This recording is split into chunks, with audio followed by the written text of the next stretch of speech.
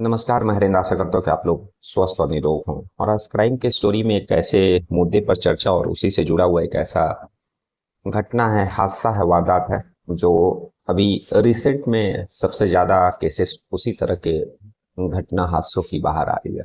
और चाहे देश का कोई भी कॉलेज हो, चाहे वो मेडिकल कॉलेज हो, इंजीनियरिंग कॉलेज हो, लगभग सभी कॉलेजों और सभी संस्था से जितने भी नामी संस्थान हैं, वहाँ से सुसाइड के केसेस जिस तरह से युवा वर्ग डिप्रेशन में आकर के, अवसाद में आकर के उस तरह के जो कदम उठा रहे हैं, वो अपने ज़िंदगी को ख़त्म करने का।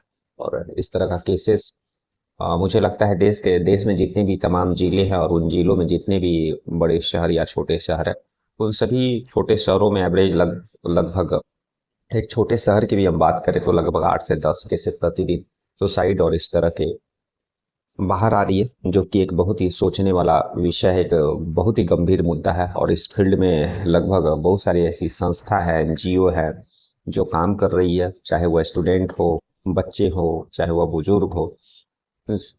जिन लोगों का भी इस तरह का मन में अगर इस तरह की भावना आती है सुसाइड करने का, अपने जीवन को खत्म करने का, वे लोग उस संस्था अ, उन बच्चों को, उन लोगों को उस अवसाद और डिप्रेशन, उस तरह के गलत सोच से बाहर निकालने में मदद करती है। लेकिन इसके बावजूद भी जितना रिजल्ट देखने को मिलना चाहिए था, वह रिजल्ट उस अपने मंजिल से कोसों दूर है।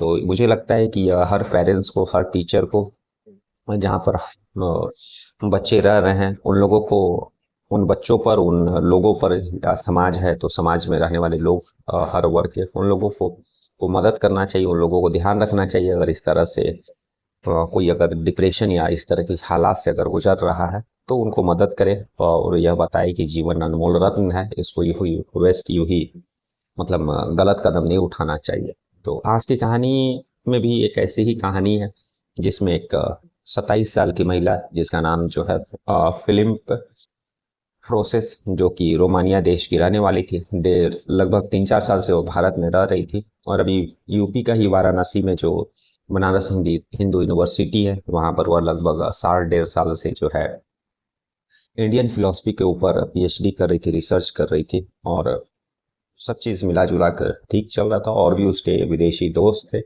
और कॉलेज से बाहर अपना प्राइवेट रूम लेकर के रहा करती थी। और इसी 11 सितंबर को 2 दिन पहले जो है उसके दोस्त उसको काफ़ी कॉल कर रहे थे, लगभग सुबह से। उस दिन वह कॉलेज में नहीं गई थी, लेकिन फ्लिप प्रोसेस जो है कॉल उठाती नहीं है। खैर, जो दोस्त रहते हैं कॉलेज वगैरह ख़त्म होने के बाद, जो लगभग शाम में 7-8 बजे फ्लिप के घर पहुंचते हैं। दरवाज़ा के पास पहुंचने के बाद आवाज़ लगाते हैं, लेकिन उस अंदर से कोई भी जो आवाज़ आती नहीं है। फिर वे लोग मकान मालिक को बताते हैं, मकान मालिक पहुंचता है, वह भी आवाज़ देता है, लेकिन अंदर से कोई आवाज़ नहीं आता है। और इस तरह से बहुत सारे भी केसेस हाल में हुए हैं, तो लोग अलर्ट हो गए हैं।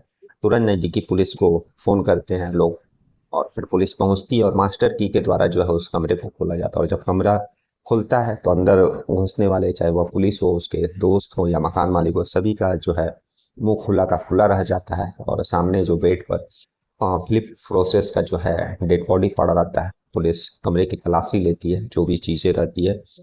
और पुलिस के सामने ही कमरा खोला गया था, तो कहीं से भी ऐसा कोई मतलब सबूत भी नहीं मिला था कि कोई बाहरी, कोई शख्स जो अंदर प्रवेश किया है। और ना ही कमरे में जो है कोई सुसाइड नोट या सारी ऐसी कोई चीज़ें जो है बरामद की गई।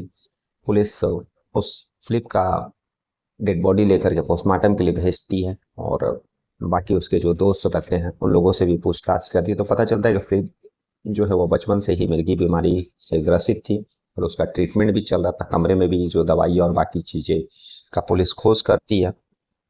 तो ऐसा कुछ अभी पुलिस के हाथ में मिला नहीं है, लेकिन उसके दोस्त और जो लोग रहते हैं उससे जुड़े हुए लोग बताते हैं कि फिलिप जो है बचपन से उसको मृत्यु बीमारी था, और इसके लेकर के जो उसका ट्रीटमेंट भी चल रहा था। खैर, पुलिस कमरे में और भी तफ्तीश कर रही है, उसका मोबाइल और बाकी चीज़ें, लेकिन कहीं से भी पुलिस को सुसाइड नोट या फिर ऐसा कोई चीज़ नहीं मिलता जिससे यह कन्फर्म हो सके कि जो है फिलिप फ्रोसेस ने जो है सुसाइड ही किया है।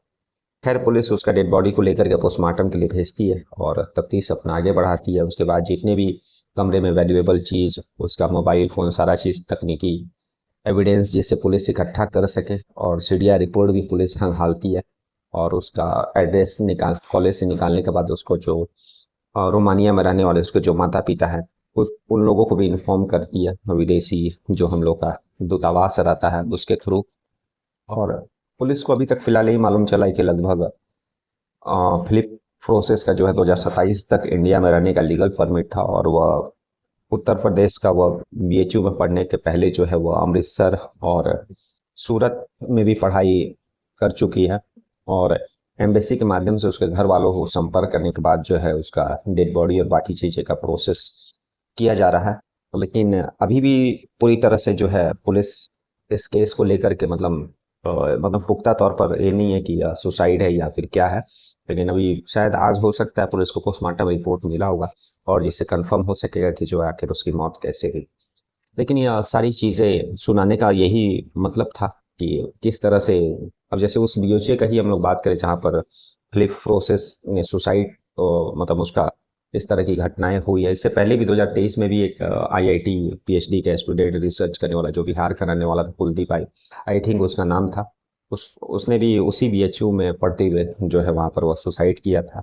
तो ये कोई पहला केस नहीं है बीएचयू में, और ना ही किसी देश के अन्य जो कॉलेज हैं, जितने भी नामी गिरामी कॉलेजेस हैं, या वो मेडिकल कॉलेज हो, आईआईटी कॉलेज हो, या फिर कुछ और पढ़ाने वाले कॉलेजेस हो, वहाँ पर इस तरह का केसेस समय समय पर बाहर निकल करके आती रही है, जो यह सोचने के लिए मजबूर कर देती है कि आखिर जो है इतने पढ़ने वाले शख्स, इतना पढ़ने वाला लड़के या लड़कियां वहाँ जाते हैं और क्यों जो है इस तरह के गलत कदम उठा लेते हैं। जाहिर सी बात है, इस तरह के नामी संस्थान में जो कोई भी पढ़ने जा रहा है वह पढ़ा लिखा है, अच्छा खासा उसका मार्क्स होगा, होशियार होगा, होनहार होगा, तभी जाकर के उस तरह के कॉलेजों में उन लोगों को एडमिशन का मौका मिला है।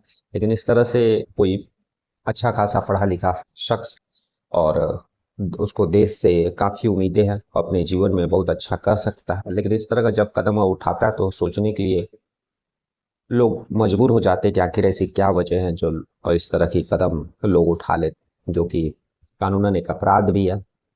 तो इस कहानी के थ्रू यही कहना चाहूँगा कि एक लड़की जिसको देश के कल्चर, देश के मतलब फिलॉसफी, इन सभी से प्यार था, और इसी के कारण जो है वह भारत आकर के पढ़ती है। भारत के अलग अलग राज्यों में वह एडमिशन लेती है और पढ़ाई करती है। देश के कल्चर और यहाँ की जो है फिलॉसफी, सभी सारी चीज़ों को वह जानना समझना चाहती थी। तो हम लोग फिर ऐसी किसी इशू, ऐसी किसी मुद्दे के साथ मिलेंगे। तब तक के लिए नमस्कार, जय हिंद, जय भारत।